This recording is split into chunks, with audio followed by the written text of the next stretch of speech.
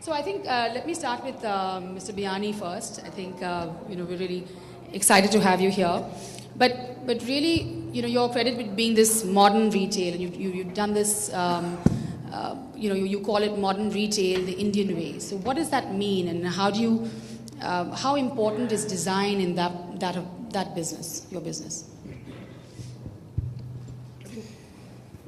Well, I was going through learning the business ropes, and I discovered design as a subject, and it got integrated into our thinking in terms of finding solutions for design in whatever we do. And so throughout our journey of business, we have looked at design solutions to whatever we do. So when we look at building a business, we look at insights, we look at ideas. And the first thing what we do is when we put thoughts together, we design the thoughts in terms of the sequence of how do we look at thoughts, arrange the thoughts, and convert them into prototypes, incubate ideas, and then we go into the market lab in terms of consumers. And depend on the feedback, we start working on building a model.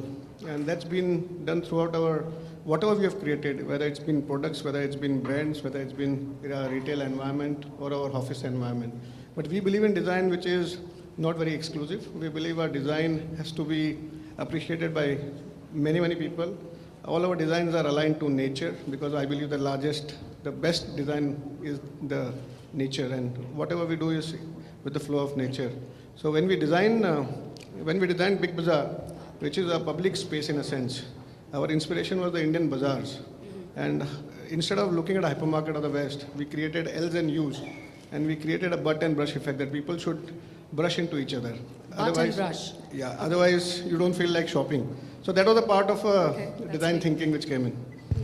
So when you say you look at thoughts, I mean, are those based on customer insights? I mean, such as the fact that they want to butt and brush? Or, I mean, what are those significant thoughts that you look at to help in the design process? From the last so many years, we have incubated many design companies, mentored them. We also do something called a Bharat Darshan, where every 6 months, at least 1,500 people of our organization, they travel to various parts of India, stay there for 10-15 days, and understand the societal change. We have recorded every lyrics which has been written in the country. So we look at, we have a science called, we use a science called memetics, which is a cultural reproduction, like a biological reproduction is called genes. So we look at any event which happens, which can influence the consumer, record it, and whenever we do anything, whether it's a communication design or a product design, or a furniture design or a graphic design, we put that into play, whatever our learnings are, the insights. So insights drive our decision making. That's fantastic. So, would that lead you to have very specific designs or formats that are localized or customized to regions? I mean, is that how it works, or you just take general? The regionalization happens through the assortment which we sell. Okay. Based on the insight. So every of our store is mapped to 4 communities of India. We have done work on 14 to 15 communities of India in terms of their fasting and feasting, their almanac or their calendars we have made, the promotion which we have to do for them. So every community behaves very, very differently in this country. So I think we have to record India's diversity and work according to them. Oh, that's wonderful. Ron, I'm going to take on from you, because Kishore talked about his creative process and the design process, and I'd be interested, like to hear from you how you really go into creating a product. What are your influences, and what do you take from around you? Well, I think it varies. I mean, although my work is extremely precise and severe, it juggles in a very, very wide playground. My work varies from unique pieces to production pieces, from extremely functional pieces which are ergonomically oriented, up to sculptures and installations that has no certain use, let's put it this way. I think that in general, speaking about process, then again, there are no certain rules, and I think that for me the most important thing is to have a certain flexibility. It's all about the first and foremost the idea and the specific things that inspired me at the moment that relates to a specific project. Yeah.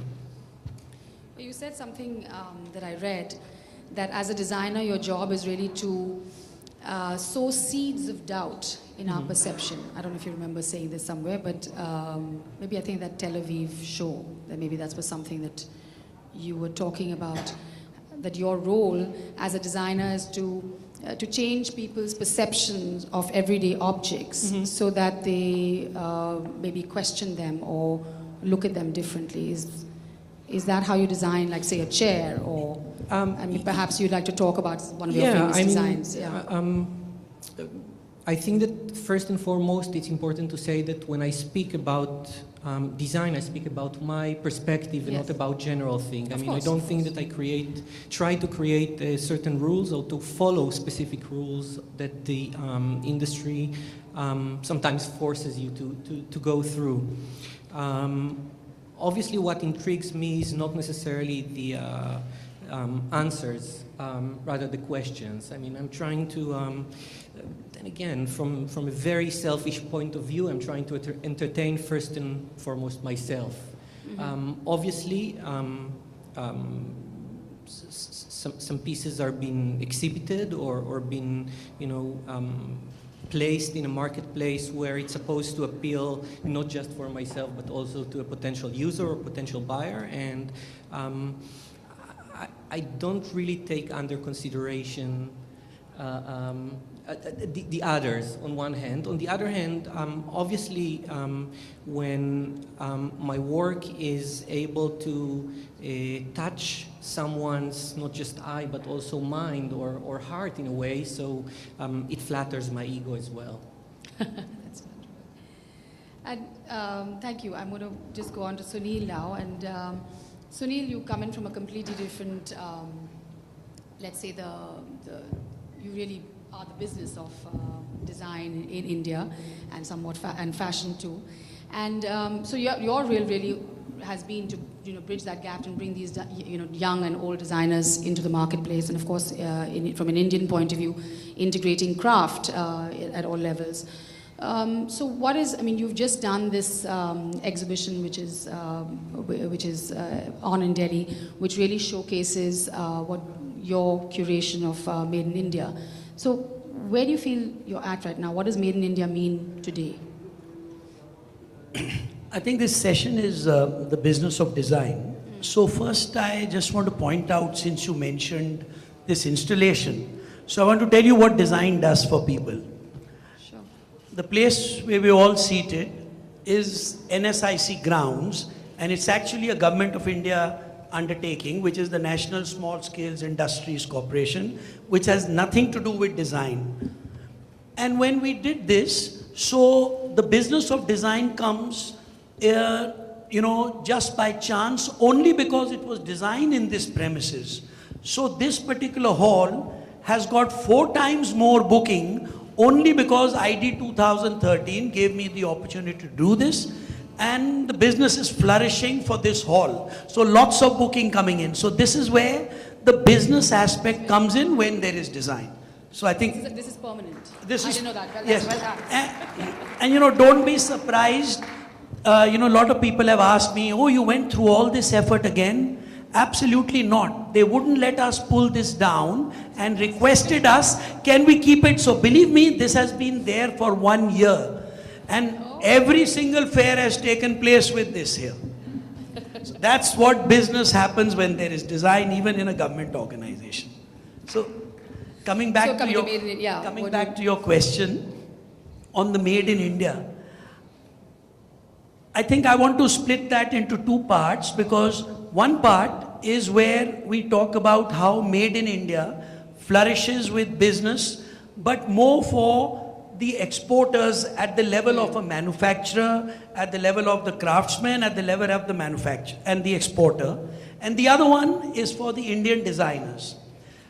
Where it comes to the export community and Indian design and product, we have this year done a turnover, India has done a turnover of 18,000 crores of craft-based products. 18,000 crores. For those of you who don't understand crores, almost close to 3.5 billion more dollars only for selling out these products from India. That exactly has happened because the product development, design has come from the West, but the product development has taken place here. I think as a base for product development, India has done extremely well, otherwise we won't be selling so much stuff abroad. But what pains me is, where does the Indian product designer fit in here? The Indian product designer is there, but only helping selling the product, designing the products, but at the end of it, it's being sold in the name of the principles that we are exporting to. That to me needs to change. And in order for that to change, we had a Made in India. We have retailers like Mr. Biyani who give the opportunity to many designers. But more importantly, what we have today in another exhibition, which has taken place only because it's been encouraged by ID Design, is where we chose 26 Indian designers in different product categories.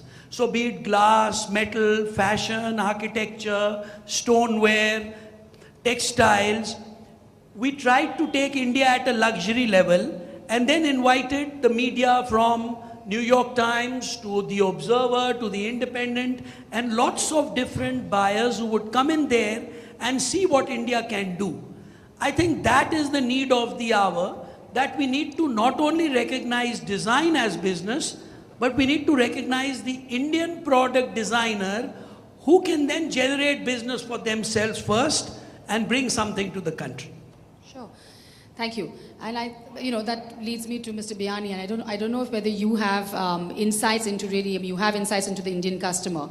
So are they really looking for a design product? So is there, you have one of the largest retail networks at all levels. So is the Indian customer really savvy to design, whether Indian or Western?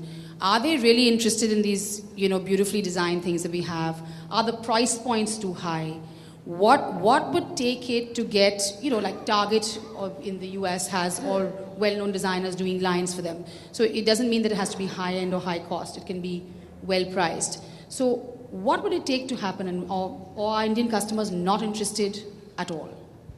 I think it's again depends on the interpretation of design. I think if you believe that design is for very few people at the very elitist class, I think design is anybody. I think even a housewife designs clothes. So it's the way you look at things. Design is not only a form or a shape, and I think design can be anything in form of a color or a silhouette or a style. And we believe that we have more than 800 designers working with us. We design clothes. We sell probably this year we'll be selling more than 15 crore garments, and they are all designed in a sense. So it has been designed by somebody. I think promoting a name to it, that doesn't make it a design product. So your focus on design is really in terms of design layouts and designing of the experiences that your customer comes in. I think every product is designed, every tag is designed, every packaging is designed, and everything comes from a thought. So everything has been arranged for the appeasement of the consumer who believes in the differentiation, because otherwise he'll not pay the price. And he won't come to your store, whatever thing. But do you think there is a space for these type of products, or some sort of, what would it take for these Indian products? And you've seen some of them in the exhibition just now. We as a group have invested in some designers, like yes. We invested in a family business run by Biba, which was a brand, and probably now they are working with Manish Arora and Rohit Bal. Yes. But Biba, when we invested in it, the company was 30 crores, and when we exited now, it was 350 crores. Same, we invested in a designer called Anita Dongre. I think it was a 24 crore company, and it's at a 300 crore company now. We just invested in another designer called Priya Rao now. And we believe it's a very small company. We hope it will take it to 300, 400 crores. But we change their approach to life, and we tell them that design is not meant for very few people. Design has no worth if it is going to be owned by 10 people. So Sunil, you have that fashion hat now, I think, on. So isn't that, I mean, that's something that's happening in fashion, and say fashion and design are two kind of complementary words in there. So maybe that type of, I guess, venture capitalism or investment needs to happen in the design business for it to take it further. I mean, to incubate some of these ideas and maybe mass produce them. I think maybe is that really what's holding back our Indian product design, whether it's carpet, glass, anything else, or how do you take it to the next level? Well, I think the fact is that the Indian designer, the fashion designer, has the creativity, and they are churning out some great product there. The thing is, when you talk about only business of design, firstly, the branding is what they have created for themselves. And now, as we heard Jonathan Adler, when first time he said, the first thing you need to know about business of design is that you need to have a husband or a wife or a partner who looks after the finances. So this is exactly the story for the Indian fashion designer, that they need to wake up and smell the coffee, and most of them have. They realize now that it's time for people, more Kishore Biyanis, to come in and kind of invest into the companies, because the talent is there. Only, economies of scale cannot be, we cannot match the Zaras and the Mangoes in price points. Yeah, so that's the fashion business. But do you see parallels in the design business? And I don't know, Ron, how does that work in the US? Do you produce everything that you do, or do you have, contract? Well, I actually work in Italy, not in the US anymore. You work in Italy. Oh, you work in Italy now. Yeah, okay, exactly. Sorry. But it is important for me for the manufacturing. Is that why you've? Yeah. Then again, for galleries, museums, or industrial design manufacturers. Yeah, absolutely. But I think that going back to what Mr. Sethi just said, in regards to trying to import not just made in India abroad, but also been designed in India abroad. I think it's very important, but it's hard for me not to criticize. But I do walk around and I see things, and I realize that it all starts from the place of education, from design schools, etc., etc. And it feels like that on one hand, you guys have a great base of craftsmanship and technologies and certain aesthetic, but this aesthetic is very, very specific and can appeal to maybe very specific audience abroad, let's put it this way, unless it's a certain, trend of the year, etc., etc. So, in every major city in the world, there is a nice, shop that sells also made in India, the authentic thing. But I think that and the gods say.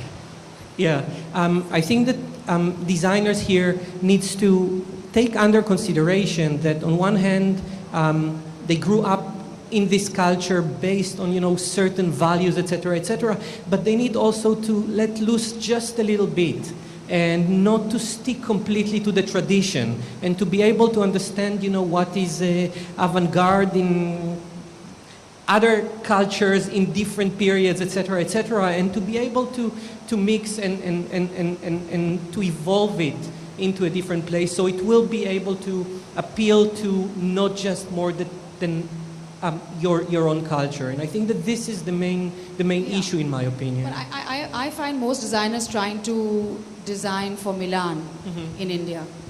I don't know how many of them actually design for India. There are very few successfully.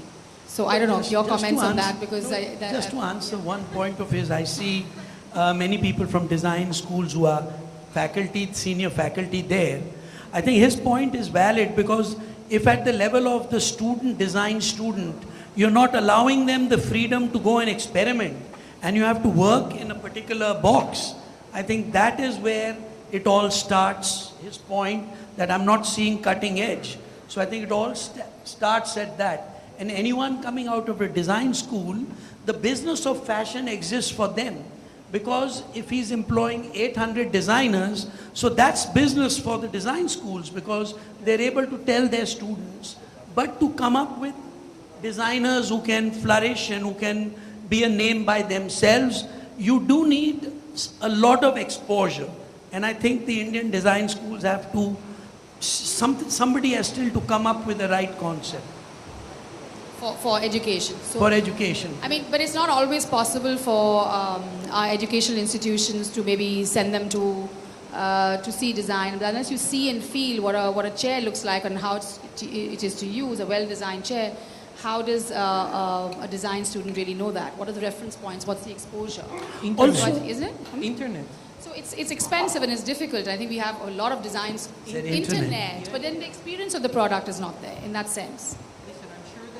I bumped into a few design shops here in both Calcutta and New Delhi that are carrying certain, icons, yes, both historicals and contemporary. And I think that people should go and visit these places, these shops, not just to, buy with their pocket, but to buy with their eyes and mind. Yes. So you're saying the students should actually walk around the city and experience all that it is. Absolutely. To answer your question of is the Indian designers designing for Milan? For fashion, certainly not. No, I'm not talking about fashion. Because they've realized that not, India is the place. But even product it took design. them a long time to realize that. But even, yes, they did. It's taken them almost 15 years to realize that. So the word Preth is not doing as well. Preth for the West is not doing as well as couture for India.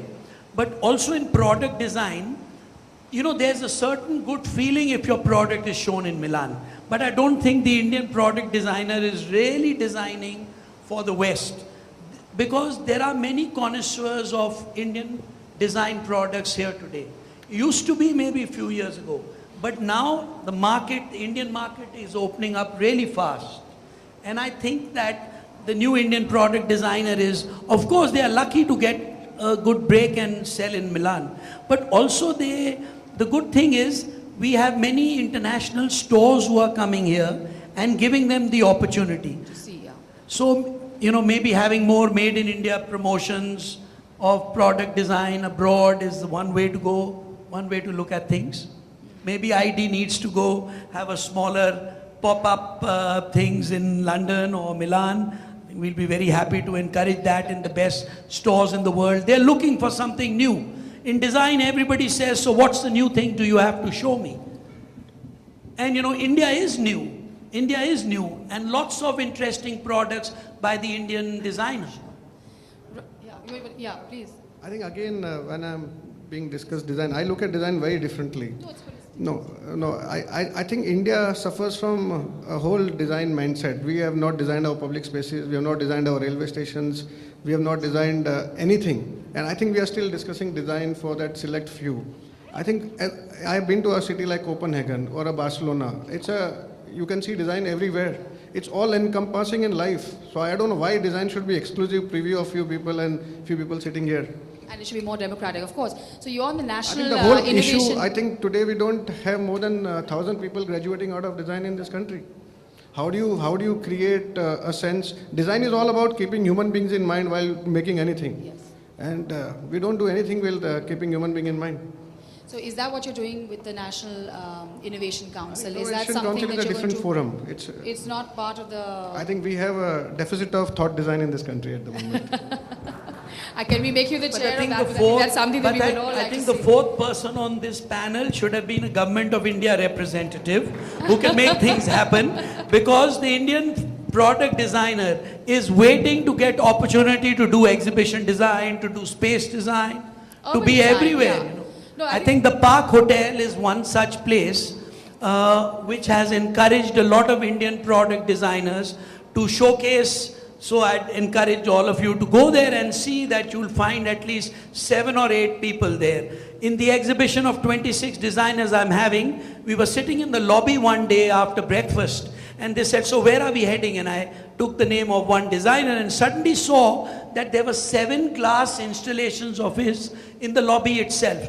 That's what makes you feel proud that the Indian product designers, they're out there. It's just that they haven't got recognition by our own government as yet. Thank you, Sunil. That's very kind. No, but I think Kishore brought a more fundamental issue, and I think maybe we should go one step higher and not just look at products which we love or this thing. It's really about designing the environment and designing everything that's around us, and that's it's a huge problem in India. So how would you tackle that, Kishore? Because that's a very tough thing. Because Sunil said let's have somebody from the government, but I've been on a couple of symposiums like this where that's been the key thought, but nothing happens. And how do we get our? I think there's a simple answer which China took. China decided that they will have now more than 100,000 people graduating in design every year, and 100,000 plus. I think it would be now 1 million plus now. And they thought now it has to be made in China. So the design has to be the core for every product, everything what they need to do. So they also changed from made in China to designed in China. I think that is the shift that they're trying to do. I think we have a very Brahminical approach to design because it's meant for very few and select people. So democratizing is one way of... Democratizing also will reach to only 10-20% of the population. That itself, but today it's only for the 0.002% of the population. So how do we do it for 50%? 20% is good enough. So what is your recipe? I think we change the discourse of design. Design is not meant for Rohit Bal or... I think they are not the only designer. Everybody is a designer. I understand, but we have to take it more out in the open and down to the village. But actually, some of the most interesting innovations have really come out from our rural areas. So if you're really looking at gas stoves or dry toilets and things like that, those are the innovations that have come from the ground up by looking at solutions for the masses. And those are really major innovations in design that have happened that benefit the whole country, haven't gone out enough to enough of places. So I'm going to, I know we haven't finished the discussion because we just about started getting warmed up. So I think we have about a few minutes for some questions. Yeah? Okay. Ron, you want to come in and... I mean, just a side note, and I think that usually I don't tend to generalize, but I do think that it's important that, the word design is raised up here so much time, and we need to be very careful not to treat it in an artificial way, and not just to say the design is to make a chair pretty. I mean, first it's a chair, then it can be also pretty, etc., etc. But